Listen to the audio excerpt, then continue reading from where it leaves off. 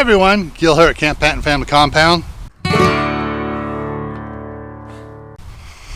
Well, I'm going to do a follow-up on the video that just became public today. It was been for the last 10 days. It's been members only preview, and so we're going to follow up on that and show you a lot more what I'm doing, getting ready for the concrete coming in. So in the last video I was out here showing about what I did out here. Well, I finished lowering it down over there and digging it out. I still got to finish grading it down so I get the right flow on it. And I need to do a little hand digging along the edge here to get this down at the right angle so it meets the sidewalk over there. And of course, where the back tire is a high spot, so I got to dig that out and get that going down too as well. On the other side here, where the patio was, I've done a lot of work. It's a lot different than it was in that last video for the about the concrete work.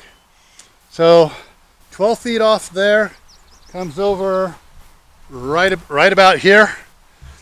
I got 22 tons of topsoil, and I had a big pile of about 15 tons in the back, and so I put the 15 tons down first, and I started putting the purchased topsoil on top of it.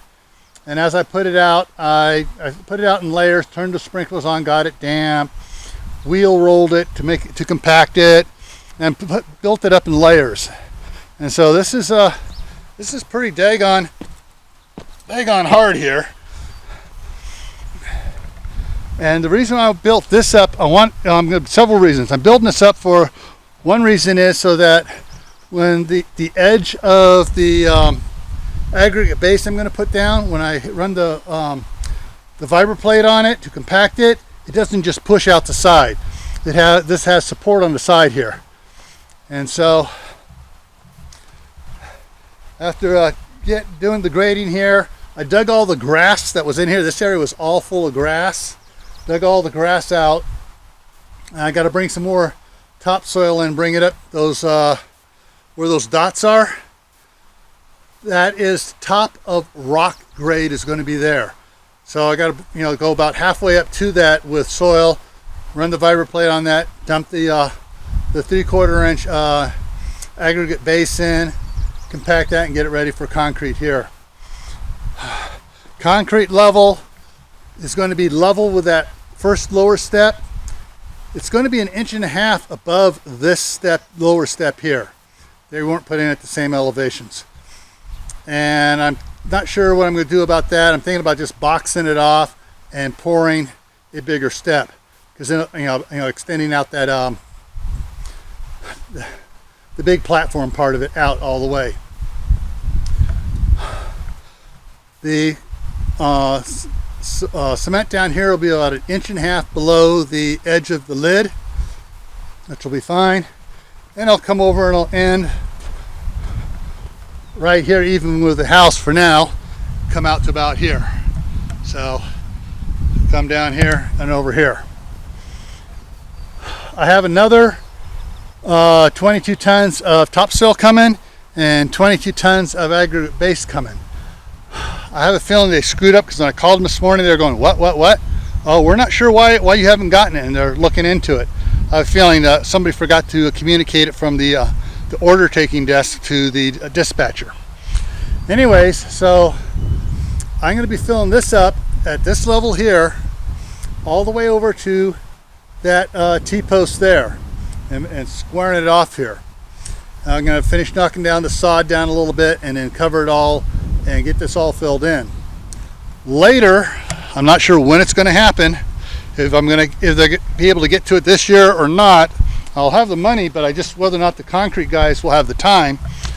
So when it ends there, I want to continue off with a 6-foot wide walkway that comes over to here. It'll be 6 foot wide this way, and so it'll come across and go around to the front of the house here. So that means this area in here is all going to be a kind of a raised planter. Let's get over here. So the walkway will come around over to here, and it'll be 4 foot from there down to here. There was around the side here a bunch of the retaining wall bricks. You can see them down there. Once this is all in, I'll line the inside of this all with 2 levels of those retaining wall bricks, bring the soil up, and this will be a garden area, not a vegetable garden, but a herb and ornamental garden for my wife. We will plant 2 apple trees in here. Right about here we'll plant a Fuji or a Granny Smith, and over there by that part of the hump there we'll plant the other, or unless my wife decides she wants some other type of apple trees up here. So that's what's going on here with concrete work. I'm not sure whether this section here will get done this year or next spring. The concrete guy called me up and told me that, he has yet to call me. He's been emailing me and texting me. On Tuesday when they were supposed to show up, he emailed me saying, "Oh, we got a problem. I got notified by the concrete plant that there's a concrete shortage." I've talked to several of the concrete plants around here, and they're saying, no, there's no shortage. So I have a feeling he overbooked himself, and since mine's the smaller job, I'm the one that got booted back. So the patio on the side there and half the driveway, which was supposed to start on the 5th, he's now pushed back to August 2nd. And the second half of the concrete of the driveway, which was supposed to go on August 1st, has been pushed back to September 12th. I'm looking for another contractor. See if I can get someone in here who will come in and do it right. This guy had the fortitude to tell me, "Oh, I overbooked and we're running behind. I'm gonna have to push your job off." That would have been one thing, but to lie to me and tell me there's a concrete shortage when the concrete plant says there are no shortages and they're running their trucks full tilt. So, yeah. Anyways, that's what's going on here with the set this down here on the truck. That's what's going on with the concrete work right now, projects and stuff.